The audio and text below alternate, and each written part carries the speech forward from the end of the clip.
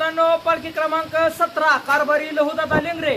तर आता मोठ्या प्रमाणात पाऊस होतो बघा, त्यामुळं आपण का ह्या आजींच्या घरी आजीनं आपल्याला थांबवलं या. तर पाऊस येत असल्यामुळं आपली मेंढरं बाजूला उभा केली ती. आम्हाला निवारा नसल्यामुळं आम्ही आजीनं आम्हाला बोलवून घेतलंय आणि सगळ्या मेंढक्यांना बघा चहा पाणी केलं या.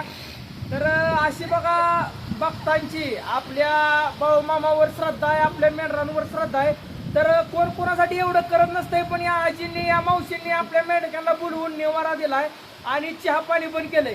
तर आजी, कसं काय तुम्ही मेंढक्यांना बोलवून घेतलं, चहा पाणी केलं, सांगा जरा. आधी आपल्या रानात म्हणून बर. तर पाऊस चालू बघा मित्रांनो, आता आम्ही इथं थांबलोय. पाऊस तुम्ही बघू शकता.